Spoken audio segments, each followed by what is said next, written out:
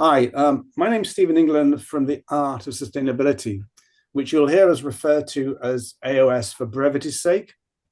We do educational events, facilitation and consultation within the framework of sustainability.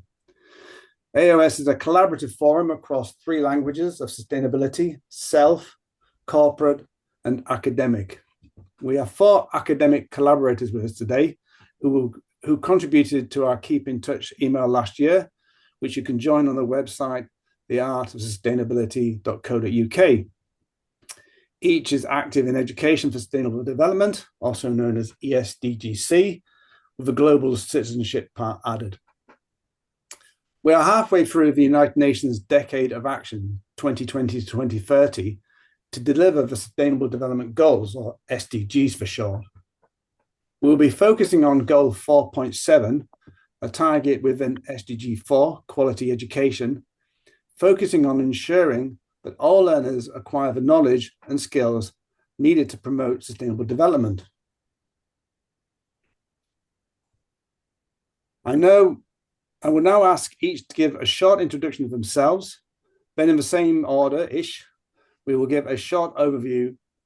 Each will give a short overview on the theme, ESG 4.7, where are we now? Where are we heading, and what needs to happen? And then we'll open up for a general discussion. So if I can invite Ron just to introduce himself, then we'll do Dimitri, then Chris, then Val, and then I'll do a little bit, I'll tail off with myself. So Ron. Hi everybody, Ron Johnston. I've been teaching University of South Wales since year 2000, and probably from 2006 onwards, engaging with education for sustainable development, embedding ESD into subject-specific curricula. 2016, I got picked up by UNESCO and was working with UNESCO in New Delhi. And that was on a big project which culminated in the production of a publication called Textbooks for Sustainable Development. And that was then put into practice in Sikkim, which is the Himalayan state of India. And so we had practical application underpinned by the theory of the research from that particular publication. Where did I go from there? I've been writing in several papers and such like, and culminated in a chapter in a recent publication, which it's great if you want to read it. You'll pick it up off my website. But in general, what I'm up to now is I'm tutoring ESD internationally, and you might be interested to find out that there's a follow-up, if you like. I was going to say son, daughter of Textbooks for Sustainable Development that I started to work on with the University of Hong Kong and the ex-administrator of UNESCO, Yoko Mokizuki. So that's it really. I'm still traveling around trying to work out what sustainability is, and it's lovely to see you all here. And hi, I think I do know I've met all of you already, so you're all looking well. Hello. All right. Thank you, Ron. I'm Dimitri. I teach sustainable tourism, hospitality, and event at the Edge Hotel School at the University of Essex. I have a background of a hospitality professional. I worked in the industry for over 30 years, different countries, and I've always been very sensitive to the issue of sustainability. And when I began my academic career about 10 years ago, I wanted to make sure that it would be implemented. And the way I wanted to implement it reflects also. I'm doing a PhD on the impact of experiential learning on sustainable education in tourism, hospitality, and event, because that was exactly the sort of question that I had myself. What would be the best way to embed sustainability education in our courses so that is at its most effective, considering that our industry has definitely a big role to play, considering it's hugely resource intensive and is represent 10% of the GDP worldwide. So there is a big role to play, but also a difficult one, also due to the nature of our industry, very small, very fragmented, and so bringing all these efforts into a homogeneous and holistic way, it is complex, and so this is the work that I do. And very recently, also with the help of Stephen, I'm publishing a textbook for student, undergraduate student and postgrad, but also for lecturers who wants to learn a little bit more about sustainability and how this can be embedded within their classes. It's been co-written with Michelle, which she's an SDG specialist, but she couldn't be here today, so she sends her regards. So thank you. I look forward to our discussion today. Thank you.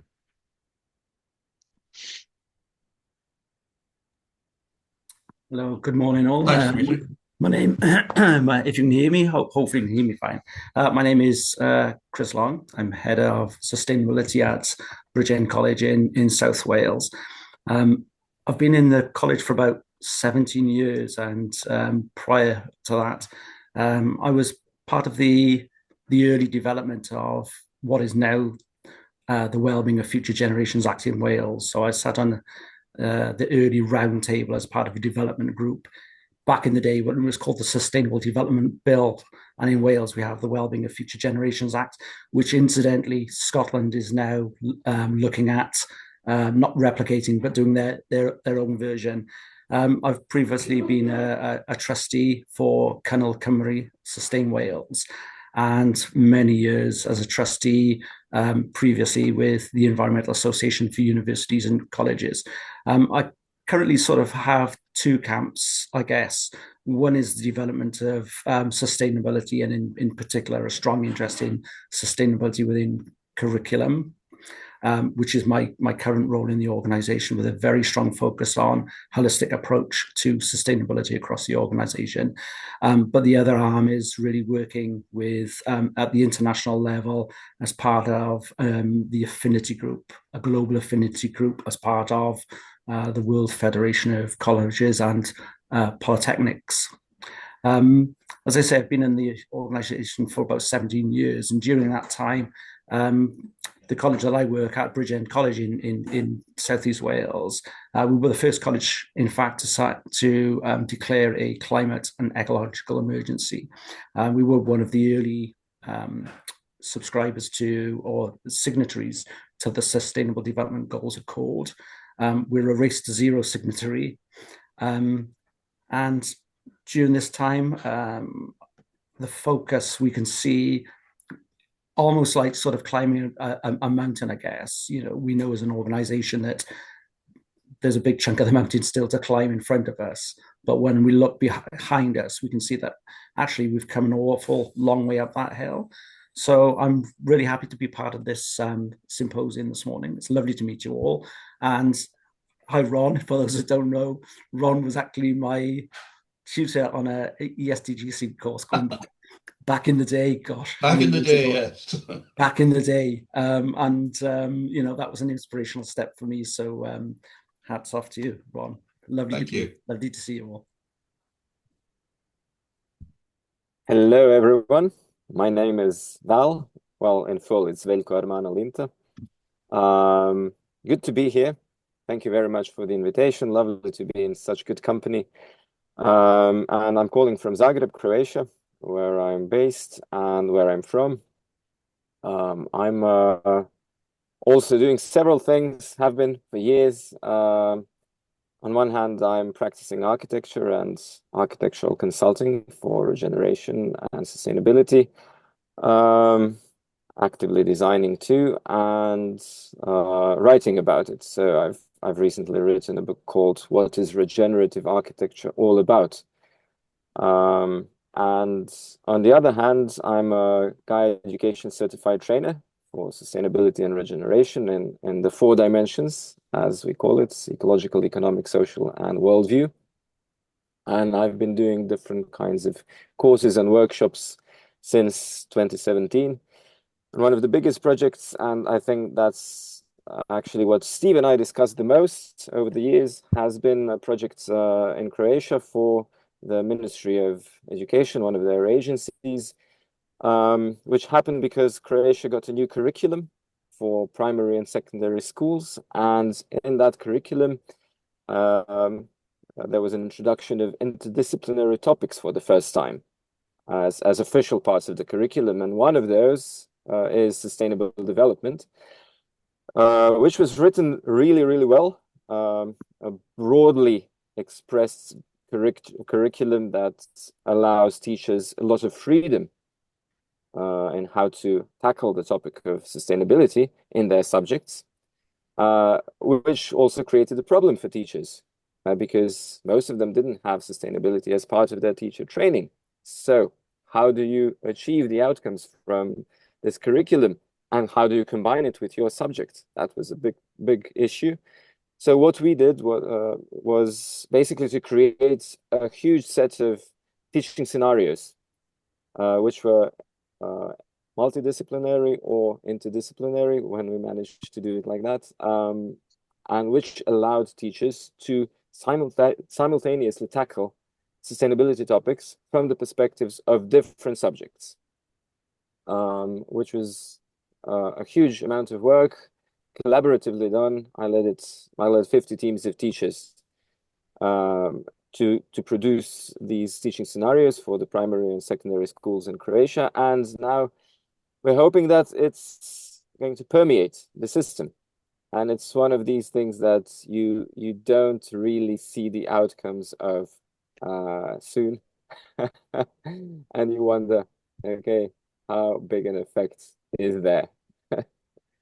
Which is, I think, similar to what Chris mentioned about climbing the mountain, because sometimes you don't see the next peak, you don't see the next valley, so you got to just keep climbing and having faith.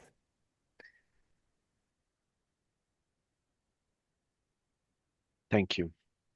Okay, thank you, guys. I will quickly introduce myself. I'm running from a script because I'm hosting the call, so I'm trying to put on many hats, and so I've written a little thing just to help me handle this bit. Okay, so I'm Stephen England, as I mentioned earlier. My area, I'm based in the self-language of sustainability, employing meditation and mindfulness techniques within the framework of sustainability towards behavioral change for creativity and resiliency. Not as interventions, but as skills and competencies for lifelong personal and professional development, supporting emotional intelligence and compassionate competencies, pedagogy, discussion, and biophilia. I work across all the 3 languages of the forum, and for more information, you can go to the website, The Wellness of Being, on the Art of Sustainability.co.uk. So that's enough about me. First of all, I want to say thank you to all you, to all of you. There's a huge amount of experience in the space, and thank you for giving your time to this forum, and for actually being ahead of a curve on the agenda. So it gives us more time for general discussion later on. So the next part is just each of you give 10 minutes on the theme of the symposium, which is essentially, just as a reminder for myself as well as everybody else, along the theme of SDG 4.7, where are we now? Where are we heading? And what needs to happen? So I think we'll go in the same order as the introductions. So Ron, if I can invite you just to speak to that question. Okay, thanks, Steve. What is where to start, isn't it, really? I think in conversation with Steve and perhaps with Val in the past, I've expressed some misgivings about 4.7, and indeed, I think in common with very many people, SD in itself.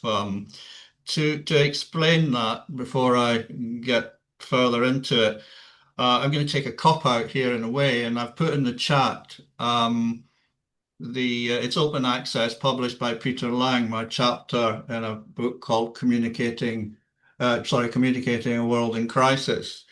And it's very much about the transformative possibilities of education for sustainable development. So at the risk of shameless self-promotion, the text itself has many other useful chapters that are very interesting to read. I'm also working at the moment on a book of my own, which is notionally entitled Sustainability, a Confused and Confusing Panacea. It may change, but at the moment, that's what I'm playing with at the moment. Why do I have so many misgivings? And in conversation with the editor of the new upcoming textbooks for authors in sustainable development, even at the higher levels of UNESCO, there's a bit of a disillusion with the whole concept of sustainable development from the point of view of its being labeled by this rather strange variable, green policies, which actually are not measurable and they're not very clear what they are. And I would agree with that. And I don't know if I was relieved or not to be in company with people who have been working on it for a lot longer than I have at a higher level, that there are misgivings of that. So what is going to replace it when we reach 2030? If most of the literature and most of the research that's done on sustainable development shows that it hasn't covered itself in glory in terms of the achievements that it's set out to do. I'm not saying this with any sense of glee. I'm not trying to be disparaging about it, but I think we have to be honest about it and think that there is a flaw, particularly in 4.7. What I would say is it's a bit like a car, sustainable development. And, I mean, great gratitude for the Brundtland Report and all the developments since which have brought the plight of the planet and people of the planet, and it highlighted it and brought it into greater prominence. So let me say, first of all, that I have high respect for all that. But that doesn't stop me being critical of it or critically evaluating it, which is what I think I'm trying to do at the moment, really. It's a bit like a car, isn't it? It's rolling along and it's working okay and such like, but then you have to stop, change the battery, change this, do that, do that. It is not the same thing any longer. It's just a mass of replaced working parts, in my opinion. And I think we're all struggling to try and maintain its integrity without losing the essential, valuable central focus of why it's there and what it's meant to be doing. So that's probably, that sounds terrible, doesn't it, for somebody that spent so long working on sustainable development or education for sustainable development. But I think we've got to be pretty incisive about what it is that we're aiming for. Otherwise, we're just going to go round and round and round in an endless series of, as I say, proscriptions and prescriptions, which to me, I lose a little bit of faith in because I don't think many people are actually putting them into practice. 4.7 then, okay. Steve, just switch me off when you're ready. 4.7, really, if you look at it carefully, and I looked at it and it's in that chapter of that book, I tracked the whole process of what we're talking about here, from conservation practices of the Sierra Club, John Muir, all the rest of it, right the way through to environmental education, which was a big deal in the 70s, in the late 70s, and took on board, it was an environmental focus. And then when we come forward a bit here towards our present time, we find that we're getting a lot of social issues coming in, social justice and such like coming into it, and it gets all meshed up. And what we're ending up with is a dilution of the environmental aspects of it, and we're focusing more on the sociological aspects of it. Now, certainly socio-ecological aspects are vital, but they are not really dealing with the environmental degradation, which is the source of many of our ills, and they're not acknowledging it in the same way. There are many authors that have actually looked at this from a different point of view who would come to the same conclusion. So I'm raising that as an issue, saying that have we muddied the waters too much in terms of what we're aiming to do? There are so many different demands made on education for sustainable development, and they're not as clear as they used to be because the environment has been downplayed. It's coming back up because of climate change, but it has been downplayed to some extent. So I suppose just to round off, I'm looking for a little bit more ecological justice in the whole process of what might replace 4.7. And by that, that's not downplaying social justice, because you'll never get social justice without ecological justice as the foundation of it, in my opinion. Sorry. No, thank you. I'll get off my hobby horse now.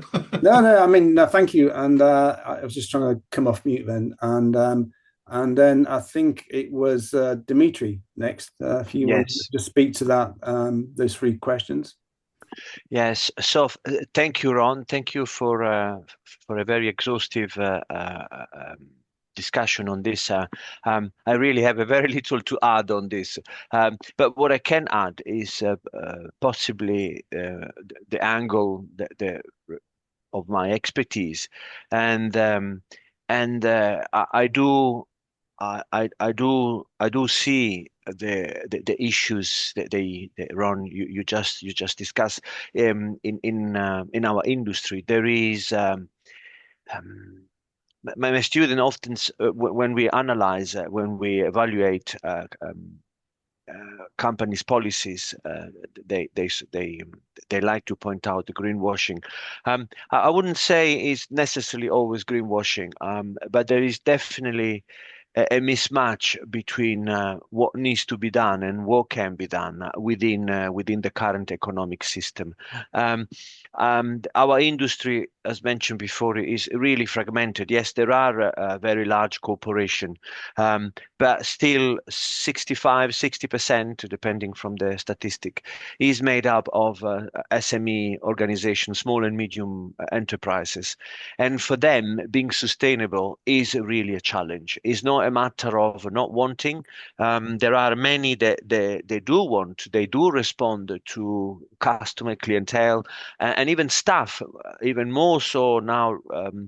The younger generation begin to expect some green credential in their employer, but it's complex, it's complicated from a policy perspective, from a markets perspective, and like in everywhere, not everyone plays by the game. So you do have some that like to take shortcuts, and that undermine the work of those who would try to work hard. And so if I go back to what I'm trying to do in class, I don't really, it's not sustainable literacy what I do in class. I don't think at the stage we are in, sustainable literacy is going to make the huge difference. It definitely helps, but I think it's really a systemic mindset that is needed. Which there is a well-known author in sustainability education, which Steve and I attended last week, and Stephen Sterling he's been studying this for years, and he's been pioneering sustainability education. And when you say, Ron, that there is a certain disappointment, a certain disaffection is reflected across the board, he was also saying the same thing. Progress is very, very, very slow. and we're finding ourselves at a crossroad where the clock is ticking very loudly, and so this mindset shift, where we have to move away from anthropocentrism and regain a position, a human position within a much bigger system, is become mandatory. On this note, last night I was doing a little bit of homework, and I was just looking. It's quite interesting to see what equity funds management reports, that they produced this risk management report for big investor, and they're all available. 2024, 2025, Lehman Brothers, and just all these really big banks, these really big investors, and it's there. It's there.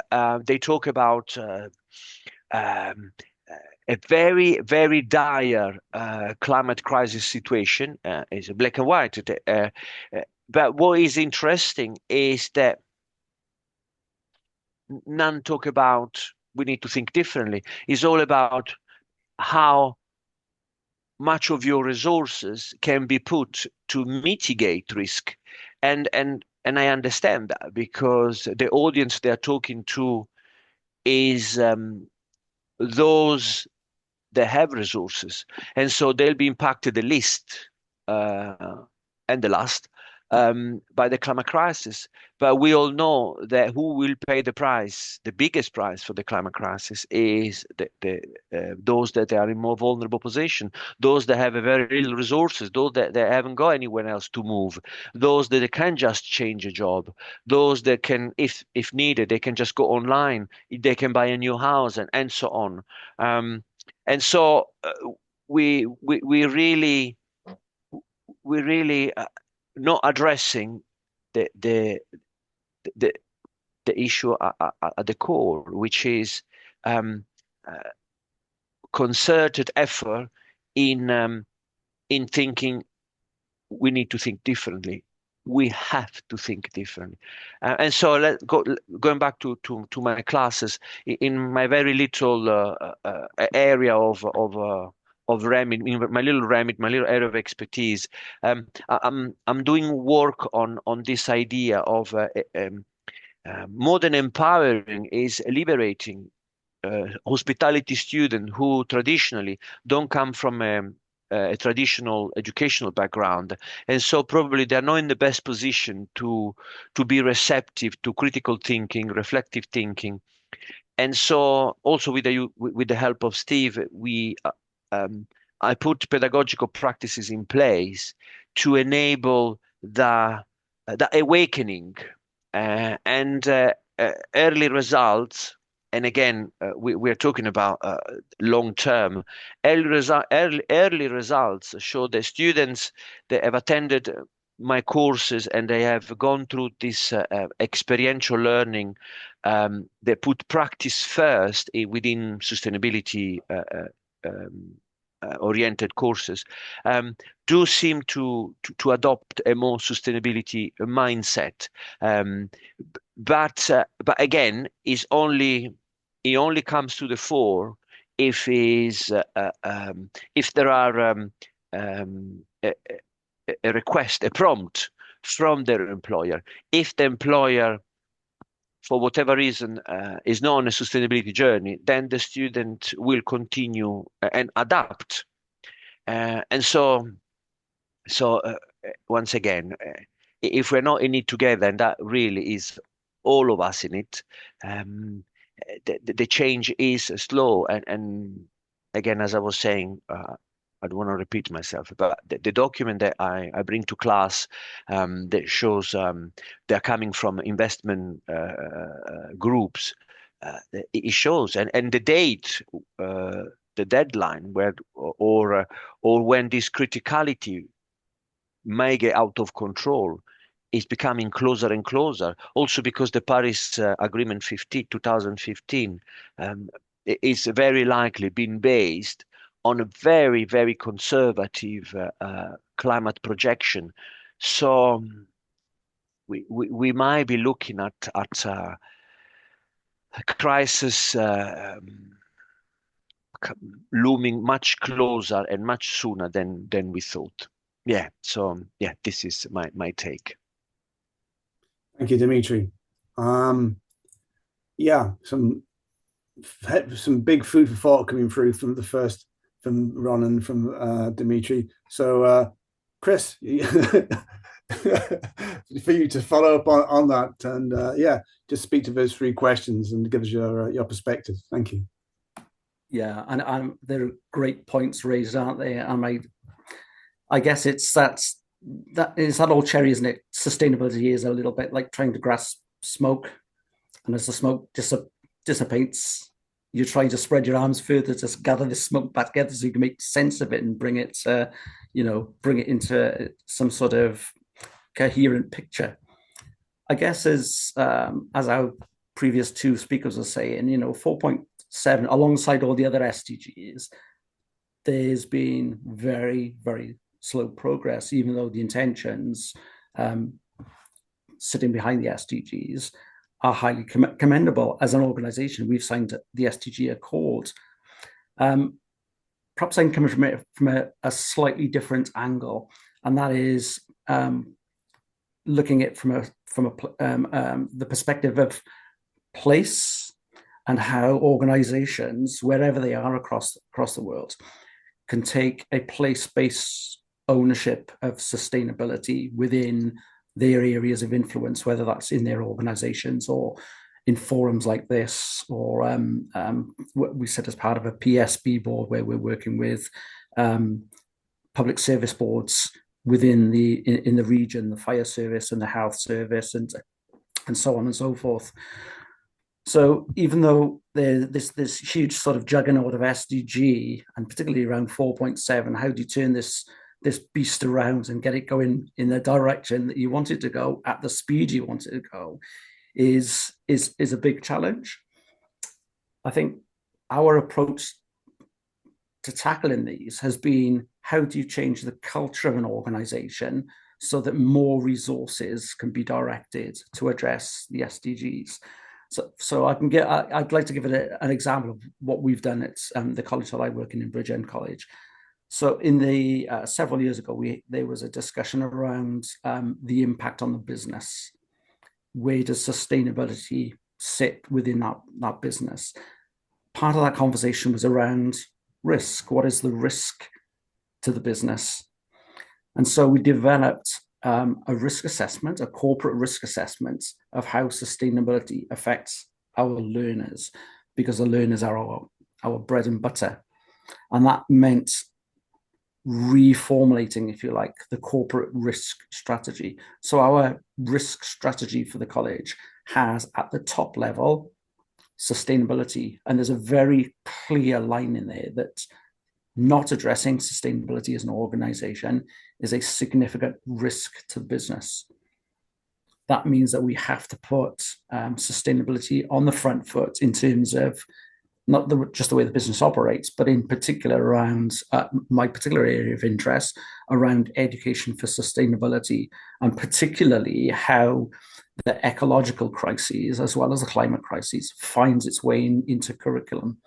There are a few battles there, because it can be a bit depressing sometimes when you see things not going at the pace and that sense of urgency that it really demands. So that was our first step. Let's get it in the risk strategy. It's also in our new corporate strategy, which is being released in September.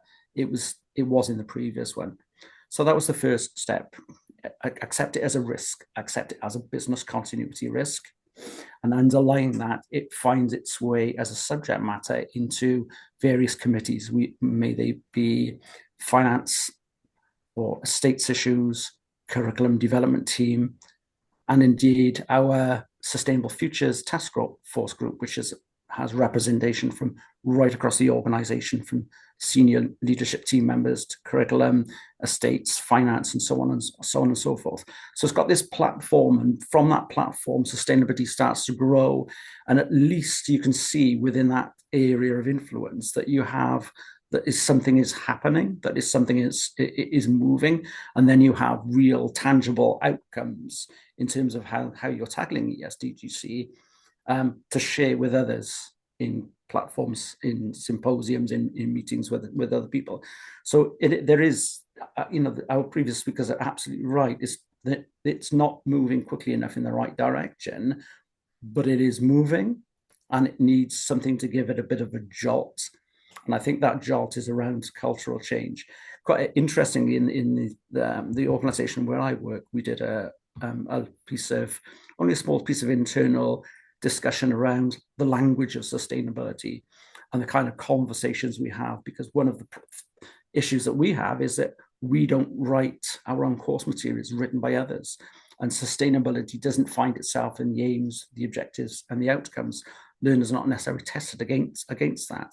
So we have to find other ways of bringing sustainability into coursework that doesn't put more pressure on curriculum staff to sort of shoehorn more work onto the lecturers. And that's the approach that we've taken. So there is support for members of staff to help upskill members of staff around sustainability so that they're more comfortable with the language of sustainability, what that actually means. And then they will have more confidence in taking that into the classroom and changing the language with our learners, so the learners feel more comfortable with some of the strange, smoky sort of language around sustainability. So it's very much action-based. Finally, I guess a lot of the conversation has also been around measurement against the SDGs, which has been real tricky, because some organizations that we report to like data, and I think stories and impacts are just as important, if not more important, in some respects, in the hard data, and capturing the impact on people is it's a tricky old thing, because you end up with a lot of information and a lot of data from students and members of staff and other people that you're discussing this with about the impact of sustainability on curriculum, on careers advice, and how that impacts upon people's projects that learners are doing, for example. So there's a lot of very, very rich data around personal impact on people that is difficult to capture, but it exists, and we see it as an organization. We had some funding last year to do a climate conversations piece. It was a student-led piece project in the campus, and it was students working with their peers and discussing sustainability and the kind of issues that they're concerned about and what they can do about it. And it was a real positive experience, capturing that in data and saying to the world, this is valuable stuff. Is quite difficult to do. And I think that's maybe a little bit more focus on how to get good at telling stories might help us all move forward a bit more. So I think that's it from me, Steve. Thanks, Chris. Yeah, I've got so much to speak to on that, and but I won't fill the space for the moment. And I'll invite Val to give his perspective on the 3 questions. Val. Thanks, Steve, and thanks everyone. Really, the points that you've raised are so pertinent, and they beg addressing, and now. And actually, I'll go back to what Ron initially said, that we need to be critical. I do think that we do. And well, starting with the fact that I'm a taxpayer, I think I have a duty to be critical of the way that the money I give is spent. And so this is not just about Croatia, this is also about the EU. Croatia is still a member of the EU, also a member of NATO. So I do have to be critical of all the organizations and layers of politics that influence not only the educational system, but also the context within which the educational system operates. Because for learners, we all know we learn primarily through the examples that we see around us, much more than any textbook. And what we've been seeing lately is horrific, and at the same time hopeful, because masks have been falling. Masks about, you know, the diplomatic decorum that was the standard, that had been the standard for decades, is now dissolving right in front of our eyes. And what we see, what I see at least, behind this dissolving decorum is the true priorities of the elites and the systems that have been designed to lead the population towards somewhere. And what I see as the priorities is, at least, again, I have to be critical of my own. So Croatia, European Union, NATO, perhaps the West. What I see as the priorities is imperialism and using and abusing people and nature, so the resources, for the gain of the few. It's quite bluntly presented, and also the priorities are actually being taken away from us as the money is being taken away from us. The taxes that we paid are going away from the green and into the weapons. And I can remember the war in Croatia and ex-Yugoslavia.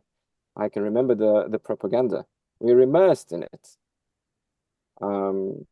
In the West, the propaganda that's related to making excuses for all this armament that has to go on, for making excuses for genocide, and for supporting and arming that genocide happening in Gaza, for banning free speech, banning organizations that are protesting against these things. What kind of an example is that for our students? And I mean, if they want a piece of the pie that they need, our students, the common citizens, if they want the piece of the pie that they need to survive and have some kind of a level of well-being in this system where the elite is setting such rules, then, you know, what kind of compromises are we forcing the next generations to accept in order to get that piece of the economic pie, or to get that piece of power? What kind of compromises are we making them accept in order to get into the establishment, even if a little bit? And we're being sold the story that this kind of worldview of conquest, of exploitation, of competition, of brutal wars is human nature, that it's the human nature. And I say it's not, it's just a part of human nature.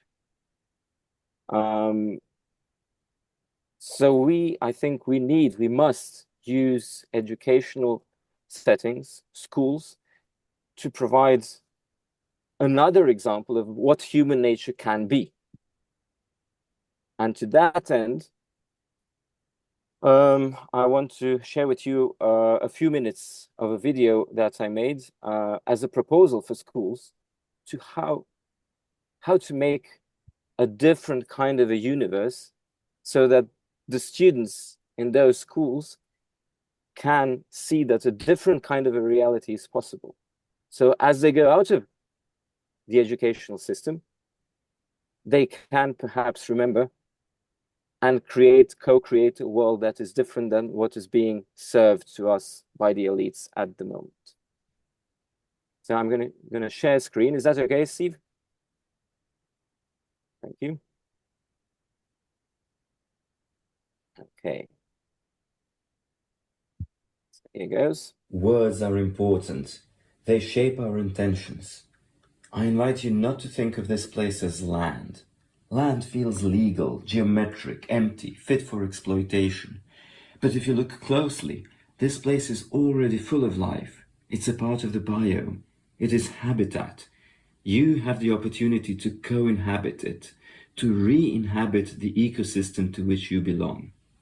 I invite you to be the regenerative stewards of this habitat, to make sure it has clean air and water, healthy soil, increasing biodiversity, and thriving ecological succession. You will be rewarded by the ecosystem services provided by the habitat, and you'll enjoy some of them even if you never step into the habitat. The others depend on how you wish to engage with it, and we'll come back to these. One way you can surely engage with the habitat is to take whatever learning process you can out of the classroom and into the habitat. You will still follow your curriculum, be it national or international baccalaureate or some other, but you'll do it in a more real and interesting way, by observing and reflecting on phenomena in the habitat, by doing field and field lab work there, and by project-based learning. This is not just about subjects such as biology, chemistry, or environmental systems and societies. Everything that humanity has ever created socially, economically, and culturally is dependent on ecosystems and embedded in them. Every subject can benefit from the habitat. If its curriculum doesn't reflect that, it's a red flag for the curriculum. The same goes for curricula that are so packed that you don't have time to go out of the classroom. The habitat is an opportunity for interdisciplinary integration through team teaching, through interdisciplinary project-based learning, and through merging curricular and extracurricular activities. In fact, I invite you to rethink, step by step, the entire campus life and operations as a regenerative extracurricular activity, an opportunity to embody and model everything you teach about sustainability and regeneration. Walk the talk. You can gather food and medicine, grow food, make meals out of it, make items of various kinds, compost kitchen waste, compost human waste, purify wastewater, produce energy, spend time outdoors, all thanks to the ecosystem services provided by the habitat. That includes food, materials, psychophysical well-being, opportunities for community building, and for transformation. What will help you stay on the regenerative path when it comes to the way you run your campus, the way you teach and integrate subjects, and the way you merge life and academics? Your own curriculum, with perhaps some inspiration from national core curricula or interdisciplinary curricula on sustainability. I invite you to co-create your regenerative curriculum. Make sure all 4 dimensions of sustainability are integrated within it, and intentionally decide on your pedagogical approach. Base everything on students' intrinsic motivation, collaboration rather than competition, teachers as facilitators, and participation at all levels, and model and embody everything you teach. The creation and tweaking of the curriculum is an opportunity for your students, teachers, and staff to continuously redefine, develop, and unite behind the vision, mission, values, practices, and goals that they have created and that will enable you to be the regenerative stewards of your habitat, the habitat being your reality check.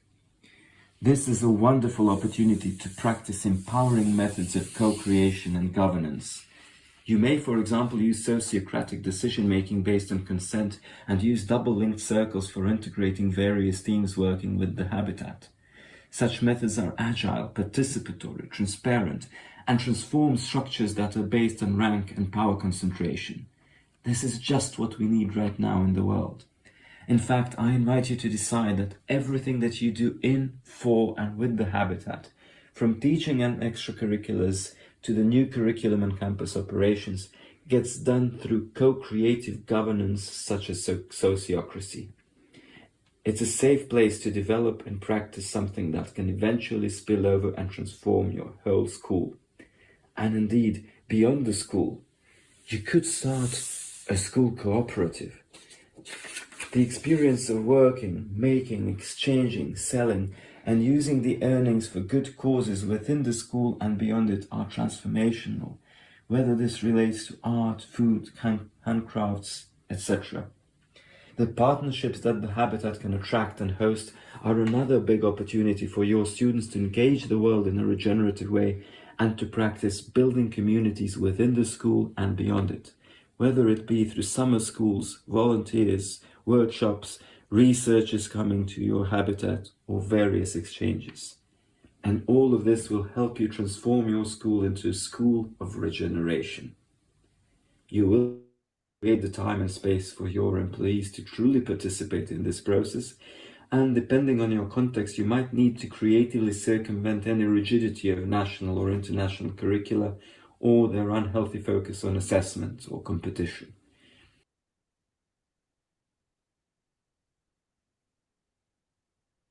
All right. So yeah, basically to come back to Chris's point, it's about culture and how we can use land and immersion in the habitat as a catalyst for schools to change their culture and go radically different to where we've been heading under our governmental instructions. Thank you. Thanks, Val. Yeah. Thank you, Ron. Sorry, Ron? Nope. Okay. So thanks, Val. Yeah. Much to digest. There's already a lot on the table for us to sift through. I'm just going to add a little bit from my perspective, and then we'll just open up for general discussion. Again, I'm just going to read, because I'm hosting and praying to the gods of technology that everything works okay. I'm just going to read from a bit of a script, and yeah, just give me 1 minute. So in response to the question, where are we now? AOS is based in Wales, and we have the Wellbeing of Future Generations Act, which enshrines sustainability as the central organising principle of government. And we also have a new curriculum for Wales, which sets the context for ESDGC. So we're in a kind of a really unique position in Wales, that we have a government which is committed. In fact, it's not just committed, its constitution requires sustainable development. So that needs to be enacted, and the act enacts that. So it's a very unique context to be working in. And the curriculum for Wales is about changing, is about a curriculum for a culture to develop. And I think that's really, really important. This is this is I think one of the things that's coming across for me in the conversation generally is this. It's literally 10 years since the Wellbeing of Future Generations Act, 10 years since the Sustainable Development Goals were made available, 10 years since Paris. That is no time at all, especially when we're talking about generational change. So I think that we need to keep 10 years to make this kind of change globally. I think was like, they use the word ambitious, but yeah. I think one of the things that I've articulated within the Wales context of the curriculum for Wales coming out of the Act is that ESDGC becomes subsumed and assumed into the curriculum, into the legislation. It kind of gets lost, and in a way, I think it just needs made a bit more visible than it currently is. It's assumed that we're delivering ESDGC because that's what the curriculum is designed to do. But is it? How do we check in on that? Also taking into account, we have a generational change of teachers that need to come through, who need to be trained and empowered after years and decades of disempowerment and being told prescriptively how to teach and what to do. That requires a whole new generation of teachers. So it's not going to happen quickly. And then they have to pass that on to the young people, and that isn't going to happen quickly. So I think that's one of the things we have to be a bit patient with. within this critique of ESDG 4.7. Other parts of the UK, ESDG, has been reflected, is very patchy. There's no agreed pedagogy. One of the big things I've shared with Dimitri and the work we've been doing is effectively, university level, higher education level, FE level are mitigating the fact that they're not able to build on knowledge coming through by the time they're having to teach or make students aware of that it even exists. Again, that's a generational challenge, but it's where we're at the moment. So there's a couple of things which I wanted to just mention in terms of what I think are useful within this space. One is the Mindfulness in Schools project, which has already mapped. This is a UK project, but it is also internationally, but it's predominantly in the UK. Mindfulness in Schools project, which has already mapped its curricula with personal, social, and health education, PHSE, for the national curriculum. And for the curriculum of Wales, the area of learning and experience, health and well-being, which I think offer a foundation towards ESDGC. The other thing I'd like to mention is a book that's recently come out, Perspectives and Practices of Education for Sustainable Perspectives and Practices of Education for Sustainable Development, a critical guide for higher education, came out in April this year, from Romina White, Simon Kemp, Elizabeth Price, and James Longhurst as editors, who are looking at ESDGC from a higher education perspective, but I think it also feeds into a pedagogy further downstream. So where are we heading? Sustainability as a whole is running up against geopolitical headwinds. ESDGC, however, is gaining traction as the generations shift from the baby boomers to millennials. The willingness to engage is there. However, the invitation into sustainability is not only a knowledge-based, but also an emotional journey into trauma, climate change, biodiversity loss, these big existential questions, which often act as barriers to engagement and can overwhelm and possibly lead to unwellness. Skills and competencies will be needed for the generations who live through the consequences, which we've been highlighted, and are not presently well served within the current pedagogy. So what needs to happen? Millennials and future generations need to be educated with the emotional tools and creativity to adapt to the challenges that the future will bring. This requires a transformational change from the current pedagogy, largely dominated by Western didactic knowledge transfer, to an experiential reconnection with nature, a feeling of connection, even reverence of our belonging in the web of well-being for all life on Earth. So that's me just tailing off some of the conversations on your perspectives. So we're doing really well on time. We've given ourselves plenty of time for a general discussion, just to build on or challenge or explore some of the themes and perspectives we've offered. So it's a general go for it, whoever wants to go first. Okay, Ron, thanks.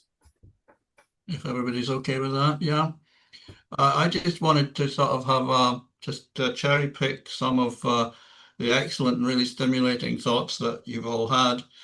And in no particular order, I just probably, if I could just have a look at what Val was saying, and really Chris and everybody is saying, is that there's a cultural dimension to this as well in terms of education. My feeling is that there's two things happening within it all. One is pedagogy and the other is training and education. One's aiming for qualifications, whereas a pedagogy should be looking at higher ideals, as it were, within the body of education. And this is where I firmly believe that 4.7 has done great service, but it's time to move on from it. Can I share a screen with you, please, Steve? Yeah, you should have. Is that all right? Yeah. This is an article that I put, was published on resilience, and it's actually going to be a significant chapter in the book that I'm tormenting myself with.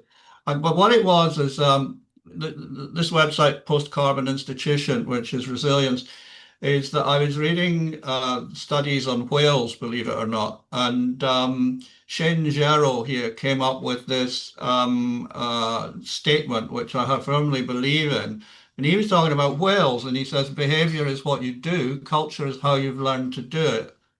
And it made me think, let's put that into the context of ourselves and realize that social learning in higher mammals and it is common. And it's a bit like, I think Chris was actually saying as well, is that there's more benefit to be had from seeing things rather than textbooks.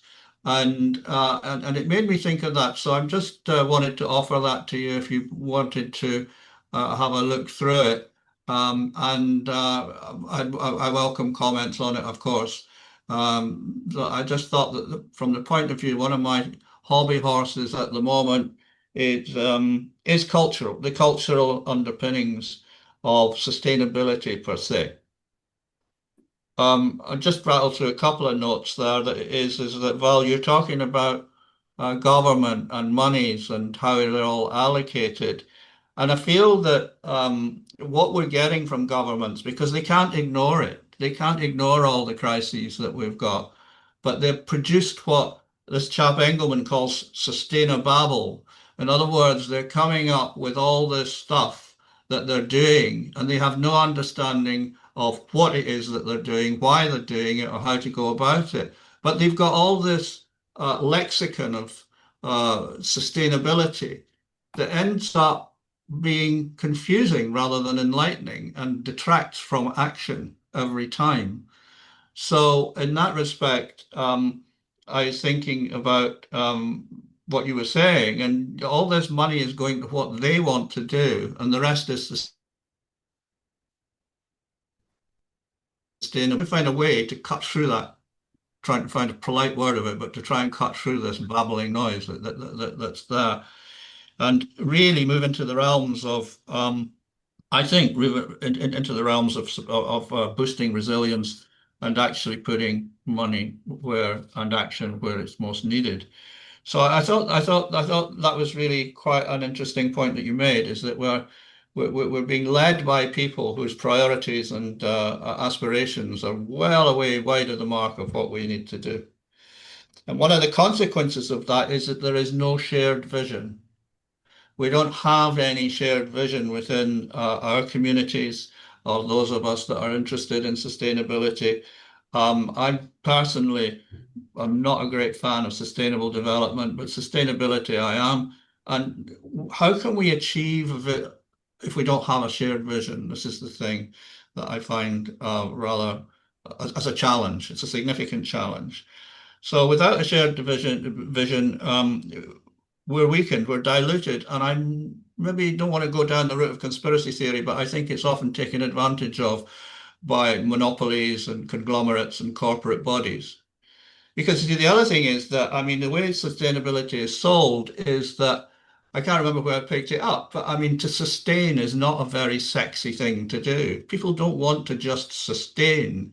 And I think that we could take that on board and turn it into an exciting possibility of living in a completely different way. We're not wanting to sustain. That means hanging on to what we've got. And one of the things in the article that I've put up there is the fact is that embedded in our educational systems, since God, I mean, a couple of hundred years even through religious institutions, we're perpetuating myths and morality tales that are completely opposed to sustainability. We don't even know we're doing that half the time.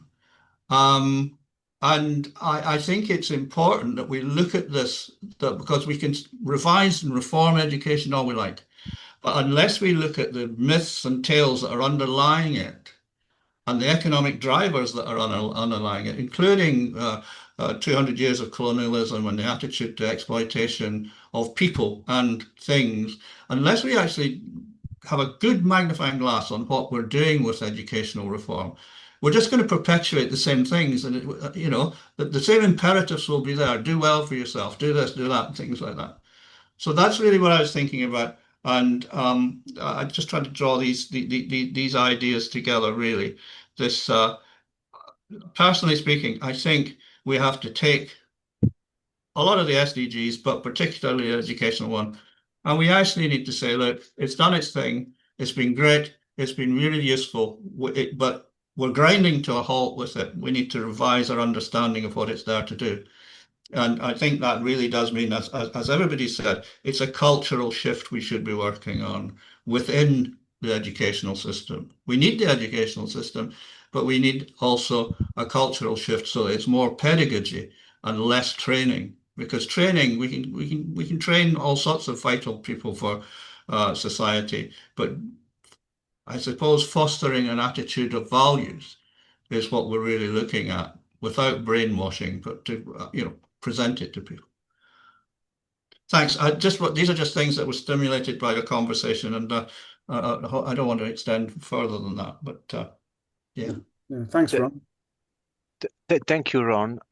If I may, it wouldn't be really adding, but it's telling the story from my corner. I couldn't agree more on what you just said, and again, if I look back at the experience within the university and the students that attend our courses, a message of sustainability, it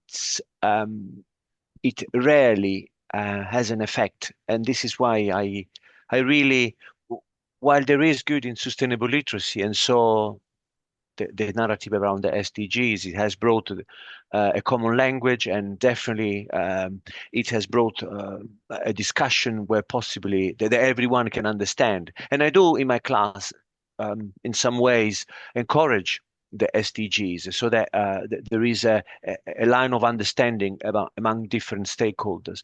But is getting,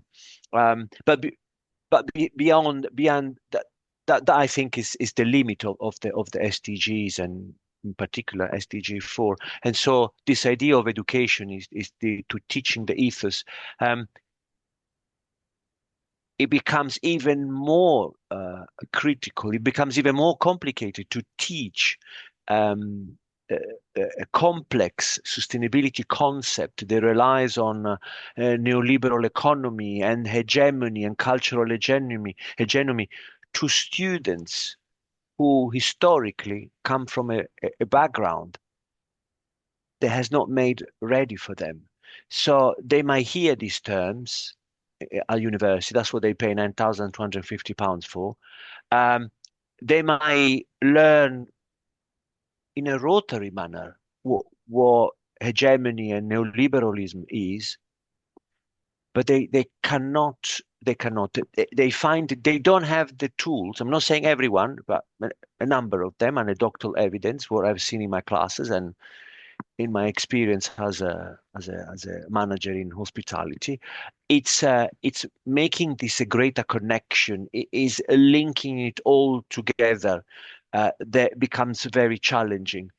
And so I have found, in the same way that practice makes people click in the industry. So forget sustainability, but for years, if you want to make people click, you just put them, you make them do things, and then, oh, that's why we're doing it. Oh, that's the reason why. And so very, very, very basically, that's what I do in the class. And I've seen that click moment. Students, it's also personal experience. I wasn't very familiar to sociological issues until I started my academic journey. Not in the way that I'm familiar now, and I'm sure there is a long way to go. But that's fine. This is what learning is all about, and the beauty of it. But students begin to appreciate those concepts after the click has happened.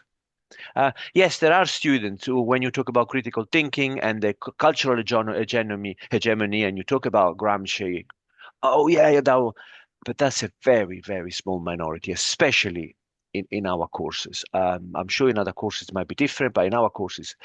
And so even before there can be a conversation, even to generation, they've been grown up hearing about sustainability and the environment, it just doesn't click until they put it into practice. There is something about practice. Well, practice, my personal theory, practice is a very personal space. And that personal space allow you to remove yourself from the cultural and sociological as much as possible influences. They're still there, very powerful, but it's a conversation with yourself. And in that position, then you are able to free yourself a little bit. And that's why I call it the liberatory power of practice. But again, it's a very long-term end. Is not isolated. It needs further corroboration, it needs further support. As I said, the moment the student leave the university and they're not engaged with sustainability, it's gone. It's at the back of their head, and it's not really engaged until they meet someone an employer potentially that reawakened that sense. And so, I totally share what you're saying, Ron, and I just sort of want to confirm that with an tourism hospitality take on that sense. Thank you. Yes. Could I just briefly? I know I want others. I don't want to hog, but I just think that something I've been coming across is the culture and education are a chicken and an egg conundrum. The one produces the other, and the other endorses the other, and that's really, I think, what I was meaning about the purpose. But I agree with totally. The practice makes such a difference to understanding. I think that's what that means. That's absolutely true. But I think we get it wrong sometimes in trying to think of culture and education being separate issues. It is. Education is produced by culture and influences culture. So it's and I think we need to find the right point in the cycle to actually break into it and sort of try and modify it. And of course that will be different strokes for different folks, Just a very quick note. Sorry, again, I don't want to monopolize. I mean, those tension, they're present anytime and on any shape and at any level. I'm teaching students who come to our courses for a career in hospitality, and it's pregnant with unsustainability. It's pregnant. Anything about tourism is unsustainable. How you mediate that, how you negotiate that, but that I think it's also the big. It's a bigger conundrum of our society. It's intrinsically unsustainable. All we do, most of us, different extent, with different understanding, of course. Not everyone. We are the privileged one. There is more than 1 billion of people out there who are not using as much as worlds as we do. We're not all Western European. We're not all North Americans. So there is a big world out there that is consuming less than is available to them. But the privileged one, including us, including me, definitely, are consuming more than they should. And I think that the paradox is that, I mean, at least there is a level of awareness there. There is millions out there that are not even aware, and it's not sustainable literacy that will make them aware. At least this is the experience of the SDGs, and there is a lot more complex factors, variables.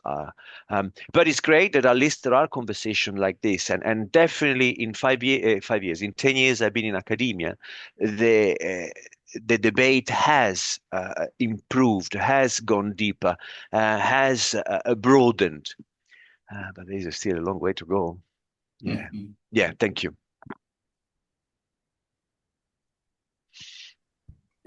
could I just add into that? I mean, it's such an interesting conversation, and having these different perspectives on where we are and how we feel as individuals and organizations. I thought it might be useful just to give an example of how changing the culture of an organization and changing the language within an organization helps our learners understand a little bit more. So it might help giving sort of two brief examples of how we're approaching that. Because many of our students, and some students may, for example, come from socially deprived backgrounds. They may have parents who are dependent on alcohol or drugs. There may be people who are running small businesses who are focused on the day-to-day running of the business and don't have the time and space to be able to undertake training or think about sustainability more broadly. So it's our responsibility as an organization to try and instill better ways of thinking about sustainability in our learners, and we've made that really super clear in our strategy. A good example around the language of sustainability is with some of our sports students. So on one of our campus, in conjunction with a university, Cardiff University of Architecture, we built a demonstration house on our Pencoed campus. And this is a net zero campus. It's got information boards inside about the design of the home, the PV cells. There's some battery storage demonstration in that building as well. But it was never used by our sports students. It was neither were the grounds used by our sports students. So how do you connect people who are interested in sport and are maybe thinking about, they want to be the next striker for whatever team, and they want to make $1 million, and they want to have this lavish lifestyle? How do you engage people around sport? One of the things that we found was nutrition, an important part of being a sports person. And so within this new, we call it our house of ideas, there's a kitchen. We're developing our grounds, so the crops are grown on our grounds. So sports students have that experience of taking crops grown on our grounds. They take it into the kitchen of this net zero build, and they can discuss the build. There's little panels on the wall to tell them how much energy is being generated by the solar power panels, and so on and so forth. And then they're making their meals, and they're talking about the provenance of food miles, or in this case, it would be food meters, the nutritional content, and that leads to a discussion about the food and farming industry, the impacts there. And all of this is taking place outside of the content of the written course material, which doesn't have sustainability written into the aims, the objectives, and the outcomes. And just as Dimitri was saying, it's that aha moment. And they start to, as you say, they start to click and question and understand. That's happening, that experiential, real, and this is real hands-on stuff that these learners are doing. And all of it, and you can, it's opening up the mind in a different way, where they're having this conversation with their peers and with the lecturers. Connected to that, I guess, is we're in the middle of a project called the Edible Campus. And so we have a very large campus. It has many, many hectares in there because we do agricultural courses on there, and sports and equine and animal care and so on and so forth. And it's a very diverse landscape. Historically, what has happened is the land has been degraded. So how do we use that outside space as a learning space for health and well-being, to help people understand the impact of people on nature? Well, it's through this project, which is being led by some organizations we're working with, but also student groups, where every single tiny patch of land, green space available to us, is being nurtured for conservation, genetic conservation, heritage species. Ecological surveys are being carried out. Lots of this has already happened, to help connect people with thinking about, okay, what kind of impact am I having in the environment? How does the environment support me? How does the environment nurture me as a human being? How can I get my hands into that soil and feel really connected to outside rather than sitting in a classroom? So this project is food for nature, food for people. And it's about conservation, it's about genetic diversity, it's about soil ecology and the importance of that on our health and well-being. None of that is in the written course material, but it's available for students to have hands-on and learn about. We've had staff, we've had students out there with their hands in the soil, planting our heritage crops, our orchard area. It's a very much it's a very, very well used space, and it's developing further. We took out an old substantial car park in the middle of the campus, and it's now a sustainable gardens. We have a rooftop canopy with sedum on there.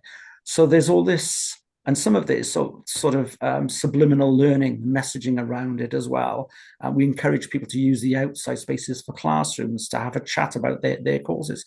So it's not in the course material, which frustrates me, really frustrates me. It's not in the written course material, but they get an experience and they're talking about things in different ways that they might not talk about if they were in the classroom.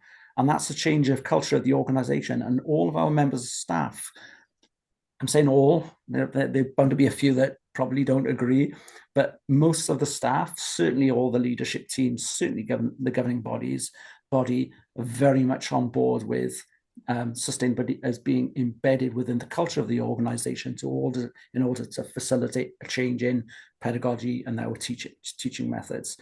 And what we want to do is take our learning and bring it to symposiums like this and share with our partners in order that we sort of infect them with the enthusiasm so that there's this more positive future about what can actually be done on the ground that we can share with others and try and influence others to change also.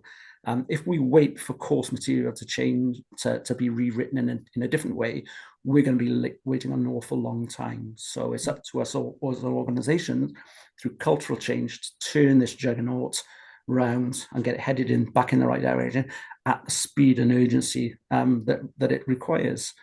Yeah, that's it. If I may, these are fantastic examples and very uplifting. Thank you for sharing and all your thoughts, everyone. I'm grateful for those thoughts, and I want to bring a Croatian example into the picture. Recently, there's been a new subject introduced as an experiment, a pilot in Croatian secondary schools, which has no curriculum. So, and the point is that so far there's been, I think, about 2,000 students experiencing this experimental subject. And the way it works, it lasts for a year.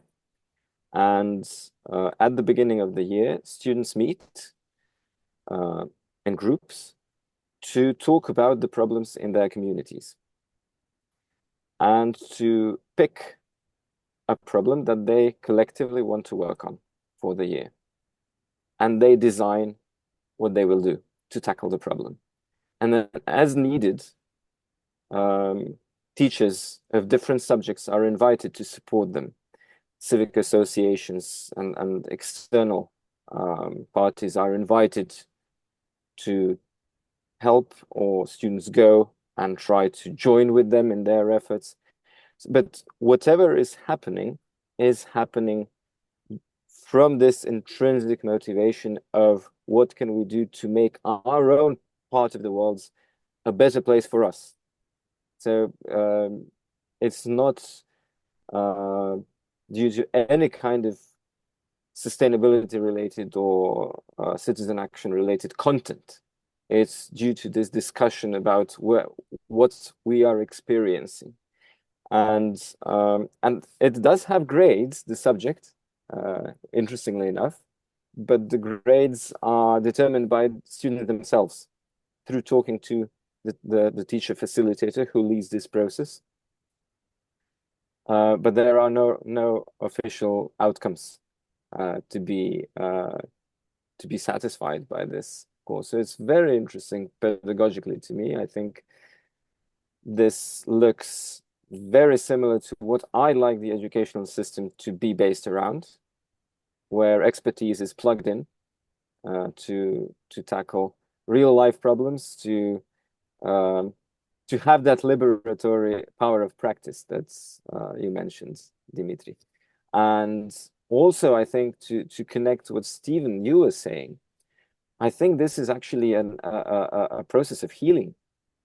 This agency that students have in both determining the focus of their efforts and in determining the course of the process, and in doing it together as a group of students and together with people from outside of the school.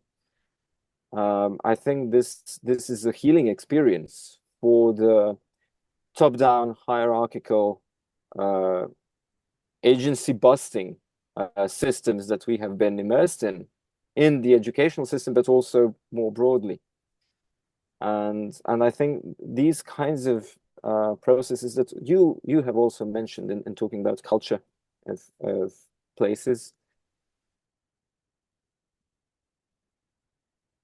agency, this power distribution, when it's the habits that go against this agency, this freedom, and this care, I think it's a really powerful and much needed healing process, and something that we as governments and taxpayers and those who deal with taxpayer money, I think this is something that should be invested much more in. And again, to underline, this is something that war destroys. So war has been talked about too lightly, I think, in Europe. And there is the Second World War happened a long time ago. People forgot. But the damage, the trauma, the damage done to societies, the damage done to the culture of communities by war lasts decades and generations, and it's very hard to repair. And it sets back all these wonderful things and examples that we've been talking about. It sets them back very dangerously. So yeah, I urge us all to be mindful of everything we can do to prevent war, because once it starts, everything else is damage control. Yes, Ron. I echo that sentiment immensely, Val. I think we're still feeling the ripples of the First World War, to be quite honest. And it was that French definition of that period just before the First War, which was La Belle Époque, which is basically the beautiful area where everybody had optimism and aspirations of such like. I wonder if I may, Steve. I just wanted to ask a question of everybody, for wondering what we can do about it. And I'm very mindful of the fact that sustainability and education for sustainability is fighting against marketing. Marketing of sustainability troubles me immensely. It dilutes the whole focus and purpose of it, and it's so easily hijacked. I mean, everything from disposable underwear to toothpaste to everything is actually sustainable, and it's like any word. If you say it often enough, it loses meaning. And I'm just wondering, my focus, I'm realizing speaking to you guys, is that I've kind of moved away from actually teaching in the last few years towards teacher training development on an international level, maybe, and also curriculum development and writing.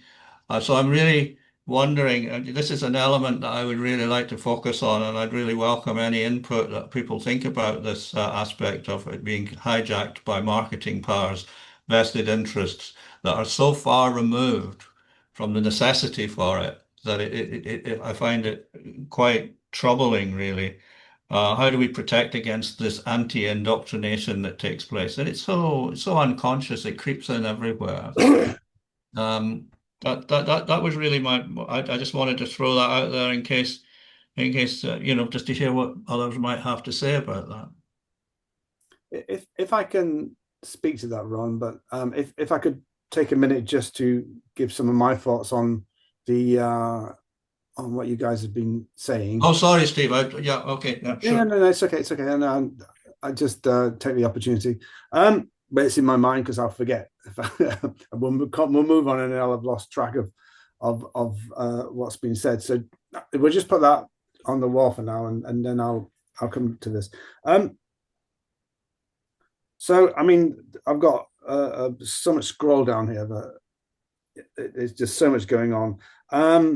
I think kind of in response to what one of the things, we are where we are. Yeah, we can't start where we want to be. Yeah, that's one of the first things, and all the cultural tensions, including marketing and the whole kind of nature of capitalism, are there. So we have to work with what's in front of us. We just have to work with what's in front of us. And it's got its shadow side, as all things got its shadow side, and so on and so forth. And I remember when I first kind of engaged with a sustainability conversation in a Gary education course, this question of, sustainability, the word doesn't really suit anymore. We have to be resilient. We've got to move on. And it was just like, well, we don't even know what sustainability means. So what are we moving on to? And in a way, no, I'm not worried about the word. I'm more interested in doing the work. You can call it what you like. So, you can call it resilient. You can call it sustainable. You can call it Teletubby. I don't care. What matters is the work, not the naming of it. And if we spend about 30 odd years in this kind of nebula of conversation around what this word means, what does it mean? There was books, and there was 100 and something definitions of sustainability and all the rest of it.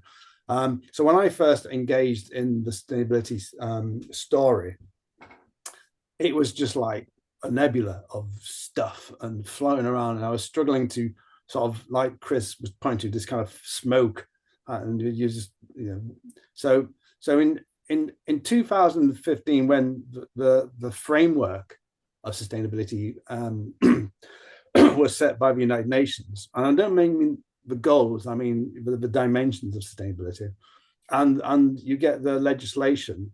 The idea that you now have a framework was really powerful, because all of a sudden we moved away from thousands of versions of what it could or couldn't be to a framework. Now that framework has got its challenges, like everything does. It's got its shadow side. But what that framework allowed is for a conversation, a language to start evolving into the framework. We had a common framework to talk into, whereas before we just had this nebula. And that languaging, that's one of the reasons why AOS talked about the language of sustainability, because we have to evolve a language to have a conversation or to have a discussion. We have to have some kind of common understanding of what it is we're talking about, and what we're about. And the framework fundamentally does that. The framework fundamentally says, okay, we've got the three if you're, or four if you're Gaian, but I still take the point, Gaia or not. The sustainable ecology, environment, and social ecology, environmental, economy, and social dimensions don't operate in a void. They operate in a cultural context or cultural worldview, and those dimensions have to accommodate all the cultures of the planet. So it's not a case of we can have one monoculture that is sustainable. That will never, ever, ever happen. We got to forget that. Every culture will take that framework and work through that commonality towards common outcomes within the context of their own culture. And individually, as well. So individuals can work through a common framework, as well as nation states, as well as organizations, as well as businesses.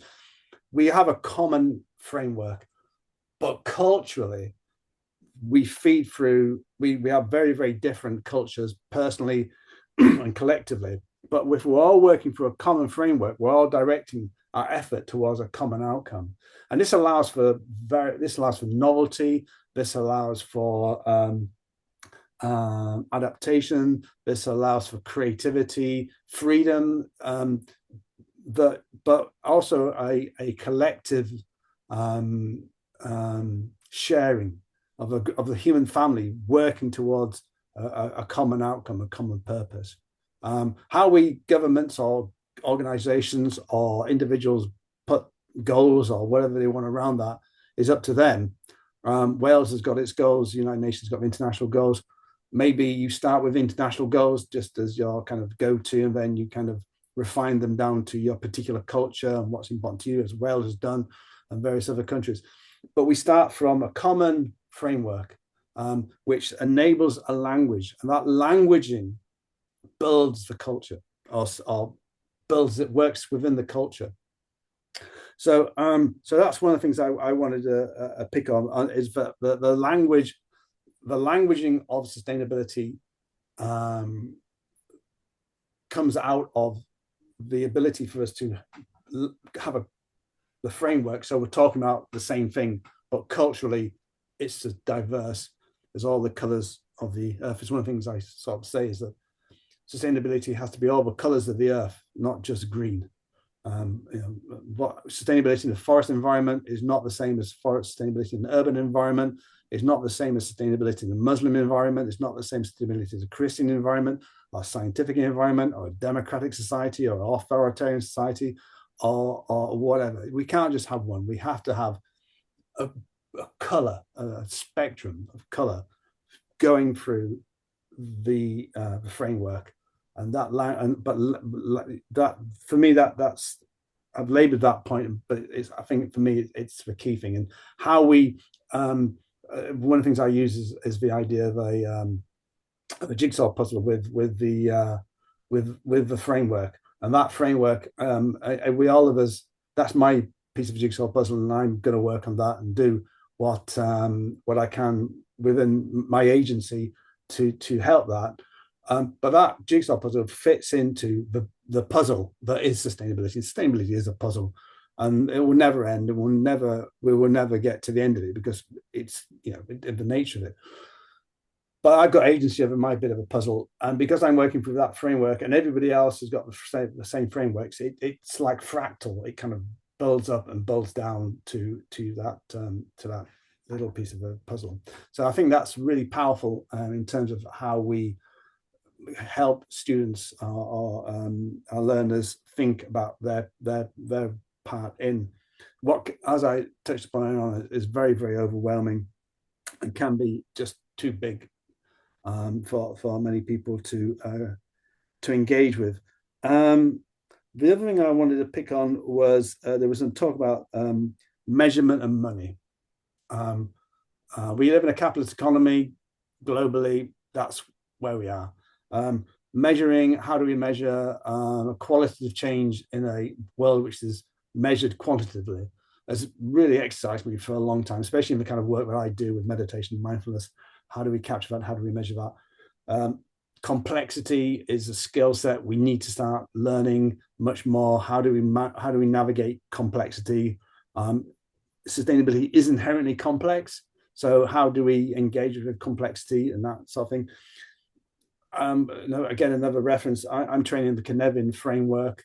It's a language around complexity, using the SenseMaker tool to capture both quantitative and qualitative measurements. So it's just a share there, but it's about how do we present to the bean counters, the people who've got the money, the value of what we're doing here, and that storytelling and that qualitative.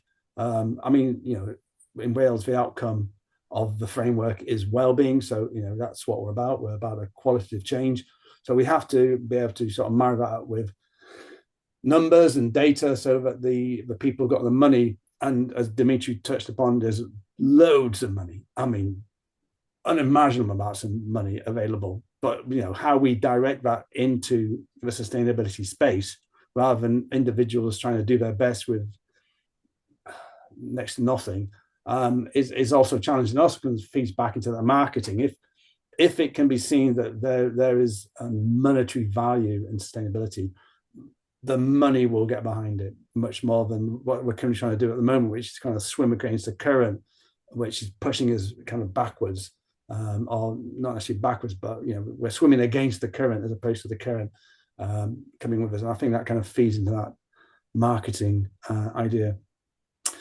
In terms of the timekeeper role, we've got about another 10 minutes or so before we wrap up. So yeah, just to put that out there in terms of 10 minutes. So if anybody wants to respond to anything that's been said or just tag on to or whatever, yes, please, Val. I actually want to respond to Ron's question about marketing.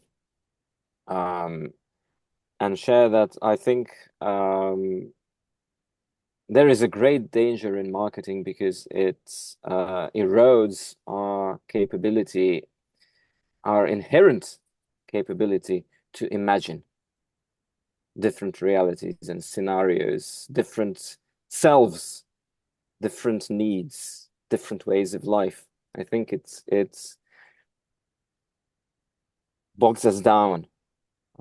And directs us, funnels us into a certain version of ourselves and of reality in order to sell and in order to keep selling. And I think it's horrendously dangerous when used like that. And one of then the most horrific consequences socially is that we accept, as if in a hypnotic state, the idea that this is how the world works applies to anything. That's the reality of things. And that hypnotic state. So this is not a conspiracy theory of any kind. So it's a metaphor that it's hypnosis. I don't think it's hypnosis, but the effects are similar. The effects are similar. So this effect is moving us into a direction where we just try to be good at the game, because we accept that the game is the reality, and we can reconfigure the rules of the game, but we forget that. And I think one of the crucial things there in educational systems then is not to forget art, but not art in the sense of technique, of learning how to play an instrument in the way that it's always been done and that will get you a job in the orchestra.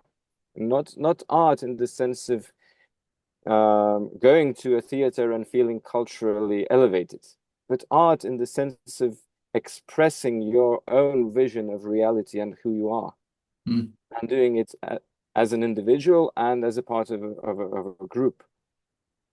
Having that as something which is also almost inherent in us as a species. So having that supported by the educational systems, I think, is crucial for everything, including sustainability or regeneration or whatever we want to call it. Thanks, Val. I think looking at the time, maybe we can do some just 1 minute close up. I think that's a good. If I can use that as your just closing statement on this, and if I can invite the others just to give us a minute on a closing thought to bring this to an end. So yeah, Ron. You're closing. Yeah, well, I think a very stimulating morning. I think really marketing thing, I think one of the problems, and it's not just with marketing, is the fact is that it makes you think that you're doing something about it. you buy a certain brand of washing powder and you think, oh, I'm being sustainable. But of course, it's just a displacement activity and a placebo. And I think in terms of education, I think probably in terms of something, let's just call it still 4.7, but I think there need to be built-in protections against what is a viable way forward and what is just a placebo. Maybe I'm being overcritical, but I can't get away from that feeling. So yeah, fantastic conversations. Thank you very much. Thank you, Ron. Dimitri. Yes, thank you to everyone. The time really flew, so that's generally a sign of very interesting and particularly word stimulating conversation. Thank you very much. Just a very quick one. Sorry, Dimitri, your sound's very low.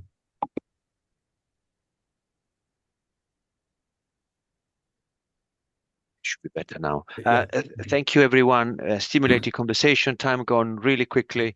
I just want to pick on Val word, which also reflects what Ron and everyone was saying about. We seem to be in an hypnotic state. I grew up in Italy.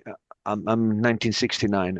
So in the 70s, there was a lot of strikes due to different reasons. Italy had the second biggest communist party in the world. But the point is that there was a very strong social cohesion, and I remember going to school, and there were people demonstrating on the street. All that is gone. All that is gone. You more likely find more people celebrating, I don't know, some sport event. Italy, particular football, but we're not the only one. Then when benefits or when social gain that has taken generation are taken away, okay. I mean, why social cohesion is gone, and so why individualism has been pushed? Well done. It depends how you see the world. You could see at the elites. Maybe not actively doing it, but indirectly. Maybe government. It definitely the left has lost his some of his narrative at the moment where potentially all those social class benefit had to be taken away because there wasn't any money left. So it's a very complex. So it's not just maybe government wanted to do well, but there wasn't any money left. If I look at Italy, they were at a point there wasn't any money left, so cuts had to be made. There was no choice. So it's not just, and this is when a new narrative comes up, and then you have a populist right sharing messages of it's not our fault. It's the fault of the one coming with the boats, and that has found a very fertile ground, and it's not just in Italy; it's everywhere. And the lack of cohesion makes sustainability narrative and sustainability discussion very, very difficult, because the individualism is the opposite what system thinking is about. So it was just a reflection on that. And thank you to everyone. Thank you. Thank you, Dimitri. Chris, your closing thought? Yeah, as the others have said, it's really been my sort of privilege to be part of this and meet you all online. I think it's been a fantastic conversation, a lot for me to take away. I've learned from it. Just super quick on Ron's point about consumerism. It's just worth noticing a note, really. One of the things that we've just agreed now in college this last month is senior leadership team, curriculum managers, any manager who has their hands in the money pot is no longer allowed to buy any new equipment, furniture, whatever. They have to reuse, repair, redesign, remanufacture, and we're working with some organizations to do that. So we've drawn a line under this ridiculous buy, use and throw away linear material part of the materials economy. So that has stopped. And in terms of what we're doing with learners, and it's not perfect, but our starting point is with a conversation. I've got no, I'm not getting any reward for this, but I don't know if you can see it, one is the story of stuff, and it's really good because it helps us address consumerism and the use of materials with students at all levels. And the other one, again, is this one called The Climate War, which helps me have conversations with others about the impact of big businesses and the impact they have on everybody else. Apart from that, it's been lovely to meet you all, and hopefully we'll meet again. Yeah, so just a final word for me. Thank you so much for giving up your time. You are all inspirations and working hard in this space. And yeah, thank you so much. I'm hoping that the gods of technology will be kind to me, and that this recording finishes itself properly. But I will stop it now.